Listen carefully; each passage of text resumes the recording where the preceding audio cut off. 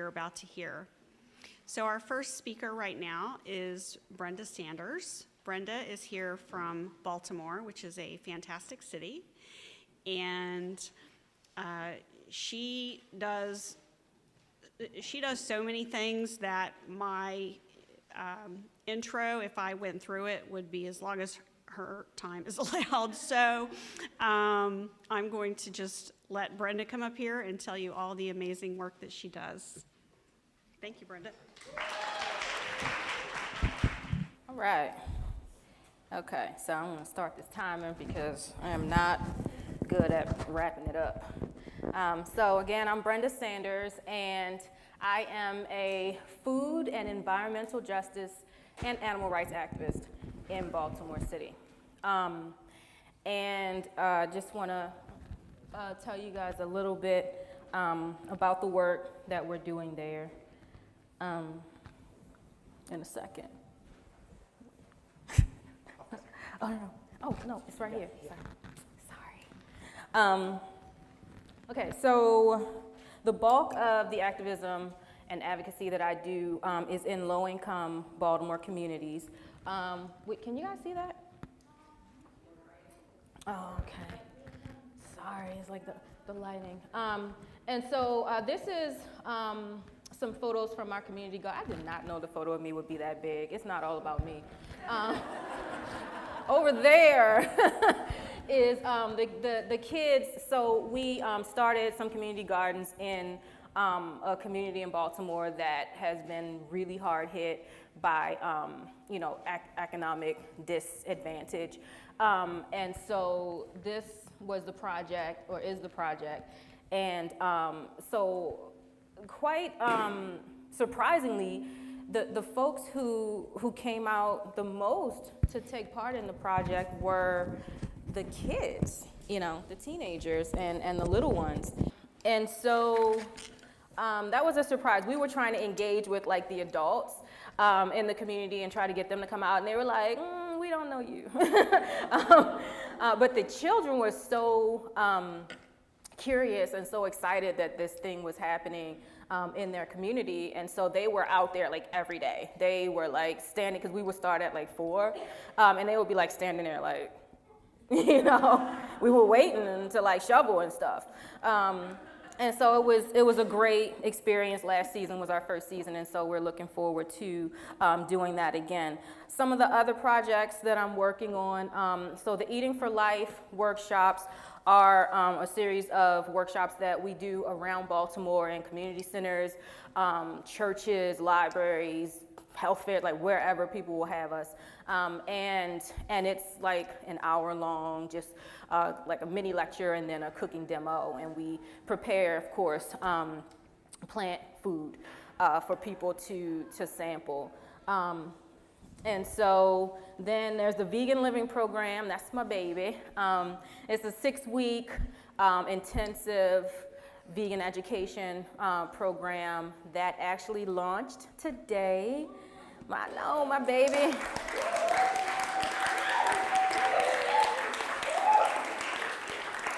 So I'm experiencing some withdrawal right now because like I wasn't there, and I've been getting a lot of updates on like how it's going. They've been giving me the blow by blow, but I was not able to be there because this is really important as well, and so I had to make a choice.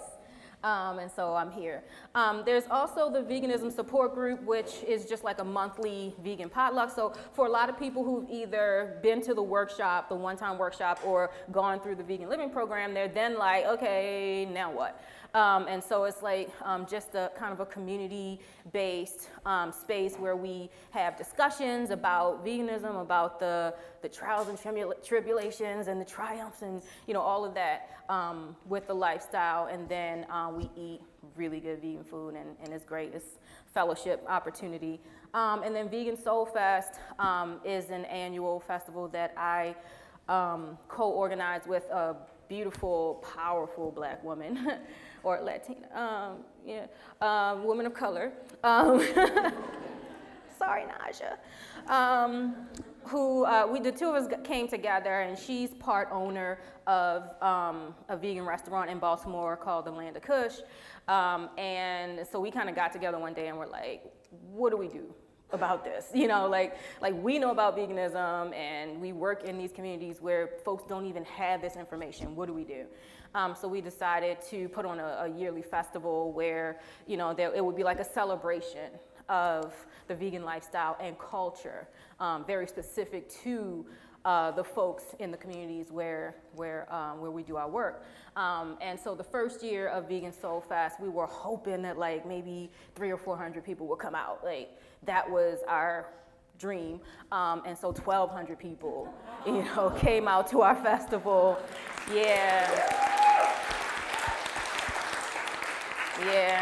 Yeah, we're talking about like inner city Baltimore too. You know, like we never could have dreamed that we would bring those kinds of numbers. And then this past year was like we clocked in at 3,500. So yeah.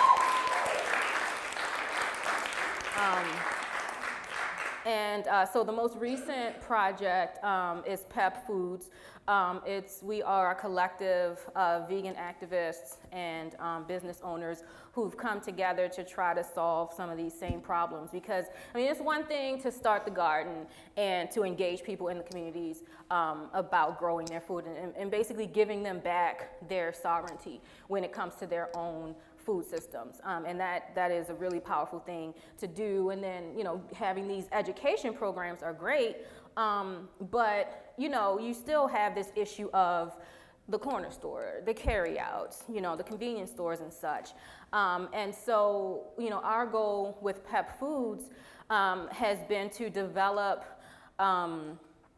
products that we could then market to these places, because all of our products are low cost. We've gotten our price point down for like our vegan cheeses to compete with Kraft and Velveeta. We have meat substitutes as well that people can substitute into their cheesesteak subs or, you know, whatever.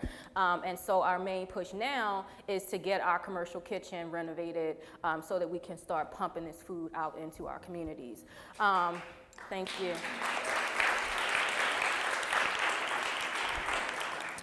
Big shout out to A Well-Fed World, because A Well-Fed World has been just like very integral to the process. Like one particular amazing lady at A Well-Fed World who you may have met, Dawn Moncrief, she believed, I feel like she believed in me, you know? She believed from the start in the, not the crowd already. Like, at least get like 5 minutes in, right? So, you know, she believed from the start that in this vision and that we could actually do it. And, you know, we've gone a long way towards to accomplishing this goal, and it's been amazing. It's been an amazing ride. And so I want to talk about intersectionality in these community-based movements really quickly. Gosh, time is going fast. Okay, so I want to start off by giving a quote from this woman named Julie Delpy. I don't know if people have heard of her. She's an actress, an actor, and she made this statement not too long ago that kind of was a kick in the teeth. She said, and she was on a panel where they were talking about women in Hollywood, and she said, but it's interesting that women can't talk. I sometimes wish I were African American, you know, because at least people don't bash them afterwards when they say something about reality. She said that, y'all, in public, like. And so, you know, so this statement is clearly problematic for like a lot of reasons. But it hit me especially hard because when she made this statement, what she did was she set up this duality of like African Americans and women, right? And so, like for me, it became this thing like, you know, like, so am I African American, you know, and like not a woman? You know, or am I a woman, but like somehow not black? I don't know. Like, it was so upsetting. Like, I was pissed. I'm not even. and I was trying to figure out like what's so upsetting to me about this statement. And what it was that she, in essence, in making this statement, she erased a whole part of my identity. because now I got to jump. I'm over here. I don't know where I am, you know? and that's pretty much like the story of my life and doing this work, especially within the animal rights movement, because it's like, who am I, you know? What am I doing here? And so, you know, this concept of intersectionality really, you know, in the fact that some of us are living at the intersections of different forms of oppression, it gave me a framework through which to understand what I was feeling, why I was always so upset, you know, like why everybody was pissing me off. And so I just went on a dragging spree. Like as soon as I had the language, like I just went on social media and I just started taking white men and dragging them, you know, and it was glorious. I mean, it was a great time.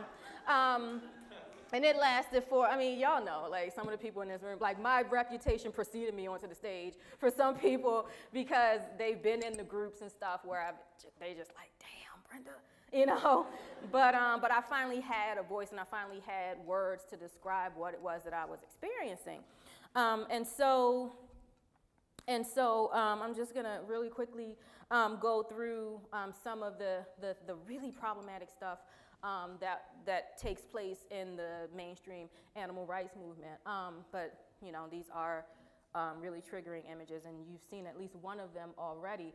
So within the animal rights movement, there are some folks, generally white folks, who feel like it's entirely appropriate for them to take, you know, my heritage, my historical trauma, and like use it to compare to animal exploitation.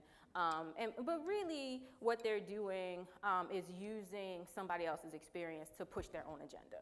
You know, because I don't see any of them at any of the places where they could be, you know, helping with the modern day struggle of people, you know, whose ancestors went through this trauma. And so they're really just using it as a tactic to push their own agenda. And so, you know, it's really been difficult for me in dealing with this kind of stuff because, you know, I'm already straddling the line. Like I'm doing this social justice work where I understand, you know, I have personal experience of oppression and being silenced and being exploited, but I also have this understanding that what we as humans are doing to the other animals is like inherently unjust. And so I'm in these two communities, and the two communities, can I just say, do not get along. And so now I'm trying to like navigate through both, and it is not easy. So here's one, and it's funny because it's not graphic or anything, but this one was one of the ones that hit me the hardest because I was like, do they even know what the equal sign means? I mean, because, you know, and I understand what they're trying to do here, but I mean, these different forms of oppression are inherently different, you know? Like, and so, you know, to say that every single one of them is the same is just kind of nonsensical to me. And so it's kind of like, you're just trying to ruffle feathers here, you know, because, or maybe you really think that that's helpful, and it's not. And so yeah, so okay, So I dragged people and I went on there, like I just went on this whole spree of like verbally eviscerating everybody who I came in contact with. And then, you know, once I was done holding the mirror up to all the problematic white folks, right, as I do, I reluctantly turned the mirror around to myself and was like, ooh, that's bad, because I started to see some of the ways in which I was ignoring those intersections of oppression. And I was like, dang, Brenda, because I talk to myself like that. And so I'm an action-oriented person. You know, I see a problem that needs to be solved or just something that is unjust. And so I'm like, oh, I got to fix it. Just me by myself. I got to fix all of it. And so when I saw that I was being problematic, I was like, okay, what do I do to fix that? And so for me, just a little tiny bit of information about me. So I grew up in the projects of Baltimore City, very, very poor. So poor, in fact, that I feel like a part of the reason why I'm doing food justice is because I didn't have food. There was a lot of my childhood growing up where there was literally no food, sometimes for days. I mean, we always knew, I don't try to compare myself to like, some of these lower income countries, because it's like I always knew that at the end of the 2 weeks there was gonna be food again, right? But sometimes like we got close and there was hunger, and I felt hunger, like not, ooh, I haven't eaten in 2 hours, I'm hungry, but like actual hunger. And it hurts, especially as a child, and you go to bed and you hurt and you can't, there's nothing you can do. There's no food, Really, Brenda? All right. And so, my mother was working a lot, sometimes always 2 jobs, sometimes 3 jobs. And so she wasn't there. She wasn't, and that's understandable. And so I was the victim of neglect, like child neglect, for real. And so having had that experience of never having structure, I never had structure. There was nobody saying, don't do that, which, I'm still here, that's amazing, because there was literally nobody saying, don't do that.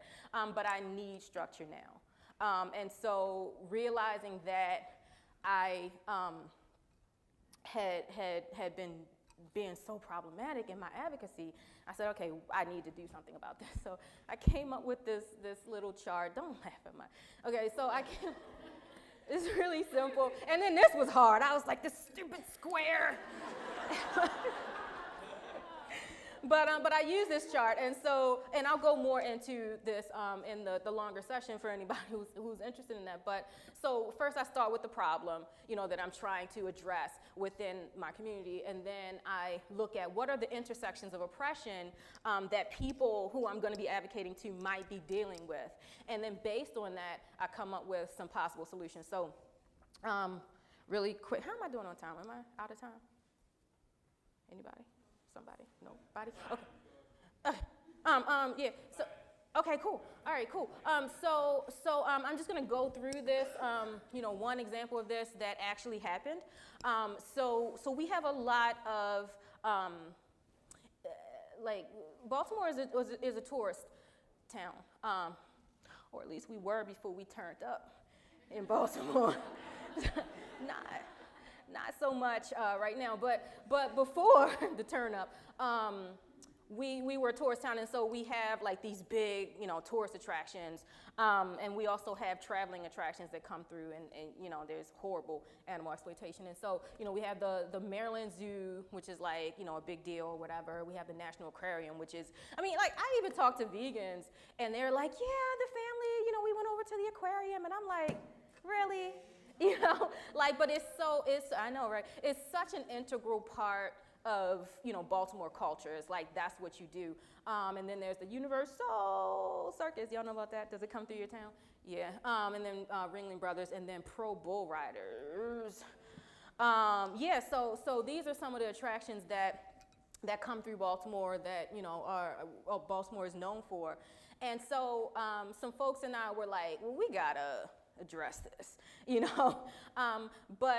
but we had to be careful, and initially we weren't. Well, I wasn't careful, but now, because of this handy dandy chart,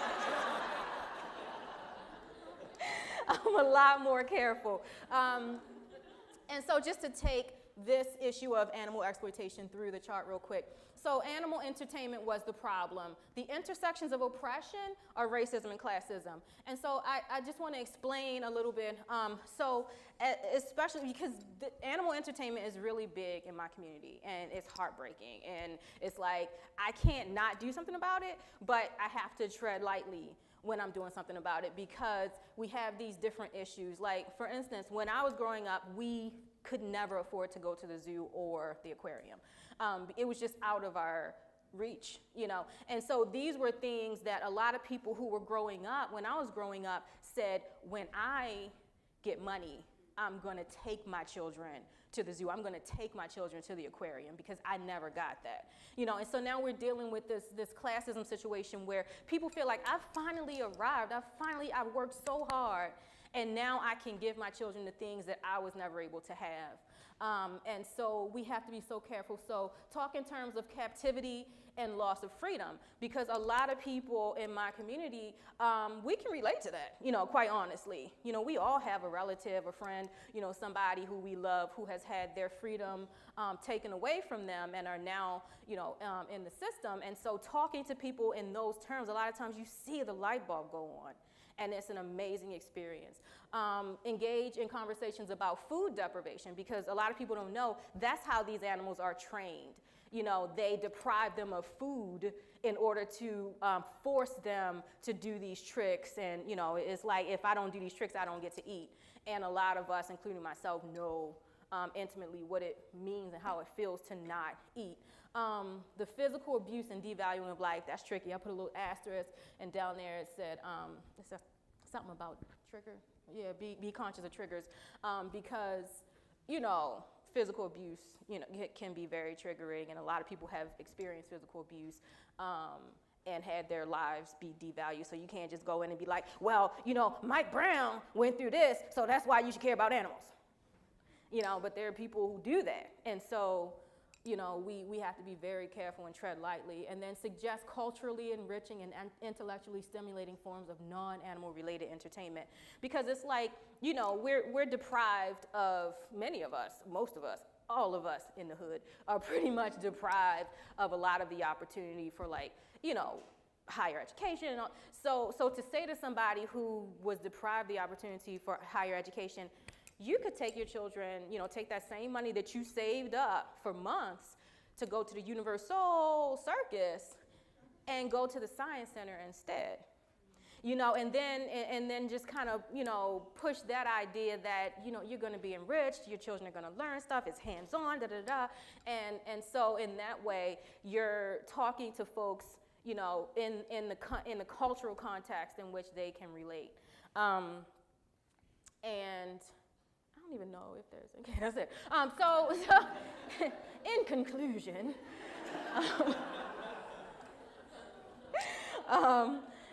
and I'll talk more for anybody who's interested in talking more about, how to take these different issues through the chart and figure out, like, the best, because we've taken, food justice through there, we've taken health disparities through there, we've taken, the fur industry through there, because I don't know if y'all know, but the fur industry is really, like, reaching out to the poor Black community right now. It's like, really? Like, I'm hearing radio ads with, like, like gospel singers in the background, and like, come on out here and buy this fur, and so it's horrible, and I took it through the chart. So for anybody who's interested in taking part in that and just figuring out how to be effective in your community-based advocacy and activism, that's what we're going to be talking about. Thank you.